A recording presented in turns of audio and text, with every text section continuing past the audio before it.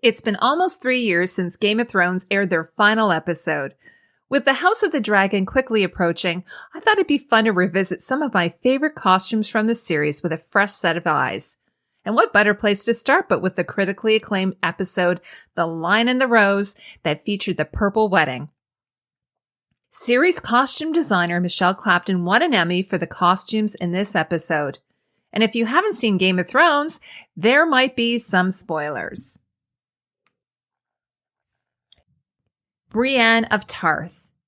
It feels appropriate that Brienne comes across as awkward when facing Cersei in this simple knee-length tunic, pants, and tall boots. But I do love the sophisticated embroidered crest of her family's sigil. Tywin Lannister. Tywin is always dashing, and we expect as much from him dressed to the nines for his grandson's wedding. The symmetrical silhouette of Tywin's coat is typically Lannister, while the crimson fabric with the contrasting black closures hails from the color of the patriarch's house sigil. Clapton said of this choice of color for Tywin, "I think, in this moment, this is sort of the securing up of the throne, and so he's pulled out the red." And like many of the fabrics used by the design team for the series, this deep red is from Venetian luxury fabrics producer and seller Rubelli. Tywin's fabric is from the Rubelli Venezia collection in the color Tibet. Tywin's red leather belt features gold lion belt mounts and engraved metal plates similar to those seen on the Lannister armor, and he wears the brass Hand of the King brooch pinned to his jacket. And looking back at this now, I think a sash would have leveled up this costume to rank him higher on this list. Jaime Lannister. The Lord Commander of the Kingsguard is always on duty, even when attending his nephew, secretly his son's wedding. Under King Joffrey, Jaime's white cloak uniform is a slight variation from the old guard. Costume armor supervisor Simon Brindle said that Jaime's armor contains quite a lot of scale work. King's Landing is a port town, so there's a connection to the sea going on. And while the breastplate silhouette is the same as King Robert Baratheon's Kingsguard, the embossed emblem on the front of the breastplate has been altered to an abstracted crown made from 3 swords. All of the enamel engravings are gone on the yoke from the old regime, replaced with a stag antler motif surrounding the crown and 2 cross swords on the pauldrons. And while I like this set of armor, I'll admit that I miss Jaime's longer hair from seasons 1 and 2. Loras Tyrell. Clad in blues and golds, Loras Tyrell always dresses to impress. Clapton said that Loras's long-line doublet is a common style for the wealthy lords in Westeros, his jacket made from embossed golden bronze brocade fabric, which appears to be dusted with brown dye. Unlike his father Mace Tyrell, whose sleeves are capped with wings, Loras's doublet has extended shoulders. You have to look closely, but his vest is fastened with these fine filigree metal clasps. Loras's bishop shirt sleeves are gathered with honeycomb smocking. Clapton said that the smocking technique was the right choice for Loras because he is very preoccupied with his appearance. And you can't see it here, but in the behind-the-scenes video featuring the wedding, actor Finn Jones revealed that his doublet is lined with the matching fabric to his shirt.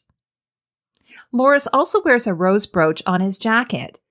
According to Steenson's Jewelers in Ireland, who created many of the bespoke jewelry pieces for the show, each individual petal was rolled and shaped by hand using copper clay. The vine work was formed from brass wire, and a mold was taken from real rosebuds to cast the beautiful silver bud details. The widow Lady Olenna Tyrell, who plays a pivotal role at the purple wedding, is dressed in blues and golds. This long-line coat is cut the same way as the one she wore to Tyrion and Sansa's wedding, except that it's closed with 2 brass clasps instead of 1. Olenna has matched the similarly hued skirt to this incredible rose and thorn motif, cotton polyester brocade fabric from Rubelli. It has a small percentage of metallized polyester that gives the fabric its luster. Olenna wears a gold pillbox-shaped fillet and a wimple. The gorgeous beading on the hat is by embroidery artist Michele Clapton, who did all of the embroideries for the series. And the Queen of Thorns is showing a bit more skin for her granddaughter's wedding, with her wimple tied back under her hair, and her chest is exposed, revealing a gold necklace. Cersei Lannister. As the mother of the groom, Cersei takes a bit of a backseat to her son the king and her daughter-in-law-to-be on their big day. Now, when the show first came out, I would have easily have had this costume in the top 5, but as I look at this now, there are other costumes that, in my opinion, deserve to be higher on this list. Cersei's gown is cut and sewn with princess seams, and additional fullness is added to the hips and skirt with gores. Clapton said that the collar is meant to mirror Margaery's funnel dress, and she took inspiration from late fashion designer Alexander McQueen's Bjork dress when designing it. You can see the gold lacing at the center back opening of the corseted bodice, and the gown is made with a lustrous rosy purple and gold silk jacquard, while the overly long hanging sleeves are lined in a gold crinkled silk and tacked back. In an interview, Clapton said, "Cersei is pulling back a little bit. She's not the powerhouse that she was, and I wanted her to be slightly quieter. She's still very beautiful, but just not rocking the red so much. I think she can see her power is abating." Carragher, meanwhile, told The Hollywood Reporter of the sleeve embroidery.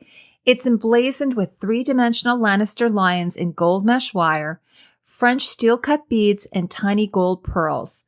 I made the lions' heads using a felting technique to give understructure to the face. And you can barely see them peeking out, but Cersei wears this gown with dark red leather ankle boots with a spoon heel. And finally, Clapton said that Cersei's statement necklace of 3 lion sigils is meant to be symbolic of her 3 children, all of whom she is destined to lose. Prince Oberyn Martell. Like Sunspear, the Red Viper is hot, hot, hot in gold and orange and compliments his paramour, Ellaria Sand. While the gold brocade of his coat suggests a more formal ensemble, Oberyn's feminine silhouette remains. Clapton said, "There is something about the way that Pedro Pascal wore it, his masculinity, his total lack of fear of the feminine element that made it so strong and deeply masculine on him." Clapton turned to India for inspiration when designing the Martell family and purchased the vibrant fabrics in India and Italy.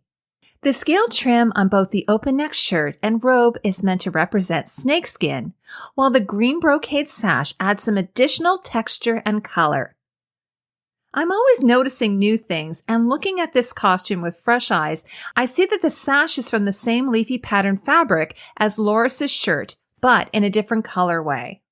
The look is finished off with an exotic rectangular pendant with chain detail that ties into Ellaria Sand's chain headdress. Tyrion Lannister. As the youngest Lannister sibling, Tyrion dresses in a unique silhouette. Clapton said of Tyrion's costume that within Westeros, only someone of considerable means would be able to commission a custom piece of this quality. His jerkin is made from this laser-cut lamb leather. This sample is from New York Fashion Center Fabrics. The textures are created by layering the openwork black leather on top of the dark red and gold fleck brocade, the same fabric as his sleeves, which allows the red to just peek through. The 4-piece tab skirt pictured here is lined in the same dark red brocade, and then the skirts are bound with the bias of that same fabric. Here's a close-up of Tyrion's ruby red stone signet ring in a gold setting. He's worn this ring since season 1. On his left finger, he wears a silver or white gold line ring. You can find reproductions of this ring all over the web, like this titanium steel one from Super Blinks. Ellaria Sand. Ellaria's striking purple wedding attire was enough to make Tywin's jaw drop, which was no easy feat. Of Ellaria's costume for Joffrey's wedding, Clapton said, "I like the strength of her outfit, being able to lift the cape away to this very simple, sensual elegance, cut to the navel without revealing too much. It's a very assertive piece, both in movement and in color. I love to think what Cersei's reacting to when she sees it. After all, her daughter is now in Dorne. Clapton said, Ellaria Sand's style is very different from anything we've previously seen, and so it's quite revealing. It's sand-washed silk, so it has a lovely flow. It's almost like a weightiness to it.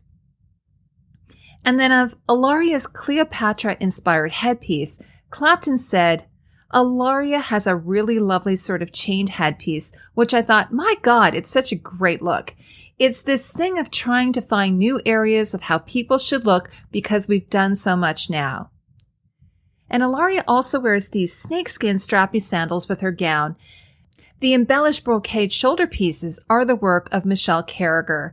She said, I enhanced the fabric's pattern with layers of copper jump rings, turquoise, and glass beads. Sansa Stark.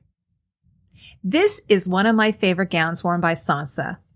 Sansa is quietly defying the Lannisters by moving away from Cersei's court styles that she so happily embraced and adopted when she first moved to King's Landing.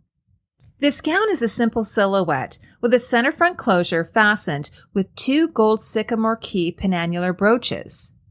What truly makes this gown, though, is this Arabella amethyst silk cotton blend fabric from Chase Irwin. Clapton said, Sansa has gone back to the mauves. It's a very plain dress. It just looks really beautiful as well, with a pale blue necklace that I designed for the deed. When designing Sansa's necklace, Clapton studied Art Deco and Art Nouveau necklaces. This vintage Art Deco necklace that dates between 1915 to 1935 appears to have closely inspired Sansa's necklace. The necklace is made from white metal and blue-cut glass crystal. Now, Sansa's necklace worn in the show was crafted by Steenson's Jewelry in Northern Ireland. The necklace is made from sterling silver and is rose gold plated. Clapton said, we 3D printed the beads, which is the most exciting thing of the season. Margaery Tyrell. Margaery marries Joffrey in this unique bias-cut royal wedding dress covered with creeping briar roses, thorns, and all. The gown is made from this linen and cotton voile by manufacturer Sacco in the color pearl. Clapton explains her concept for the gown. I wanted it to be sort of quite traditional dress in a funny way, but then again, roses can be pretty, and I didn't want her to be pretty. I wanted her to be slightly dangerous. Hence, the metal rose vines running along her dress, which subtly are spiked with metal thorns if you look closely, showing her danger underneath.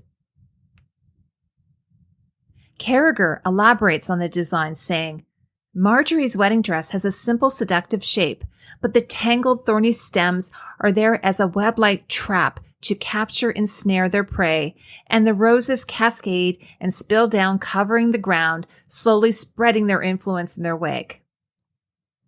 Of the final outcome, Clapton said, I'm pretty pleased with Margaery's dress. It took weeks, months even, with all the roses and embroidery, and the bias cut was hard to achieve with the cutaway elements. They are essential for her style. I wanted it to be pretty, but on closer inspection strong and to tell the story of her ambition. The crowns particularly tell this. And like Sansa, Margaery's necklace was handcrafted by Steenson's Jewelers and created using CAD software, cast in sterling silver and rose gold plated. It is hand-set with oval and round moonstones, blue topaz, and 3 cubic zirconia. Margaery's wedding necklace is almost a direct copy of this Merle Bennett & Co. Art Nouveau necklace from about 1900. Margaery's stag antler and rose crown was also handcrafted by Steenson's. And in a few scenes, you get a slight glimpse of Margaery's soft gray lace-up ankle boots. King Joffrey Baratheon. This might come as a shocker, but this is my favorite costume from the Purple Wedding. In my opinion, Joffrey is one of the best dressed characters in the series, and on his wedding day, he's a beautifully dressed confection with a poison center. Clapton said, this is Joffrey's wedding. It's meant to be this huge celebration of Joffrey. Remember, when he took over from his father, he redesigned the whole hall. So this wedding had to be more opulent, over the top. And I'd even go as far to say that he upstaged his bride. Joffrey wears a gold brocade coat in House Baratheon gold, but with a nod to his Lannister side with a crimson cravat wrapped around his neck. And if you look closely, you will see that Joffrey's jacquard coat is a mix of metallic gold and mauve purple threads, with gold the dominant color. It's from the Rebelli Venezia collection in the color bronzo. The arch panels of his skirt and sleeve lining are cut from the reverse side of the fabric, with purple being the dominant color. The sleeves are trimmed with some delicate gimp piping. And the sash looks like it's made from the silk velvet from Top Fabric in London, comprised of blue silk chiffon base and a matching blue viscose pile. The two lion clasps at the shoulder are cast in brass. And Clapton said that because Joffrey's wedding crown that features Baratheon antlers intertwined with roses was also cut in brass, it was very heavy and had to be lined with velvet. Fortunately, she said, actor Jack Gleeson didn't have to wear it very long. Let me know in the comments what your favorite purple wedding costume is. And if you want to learn more about the costumes, I highly recommend Michele Clapton's book, Game of Thrones, The Costumes. I'll leave a link for that in the description.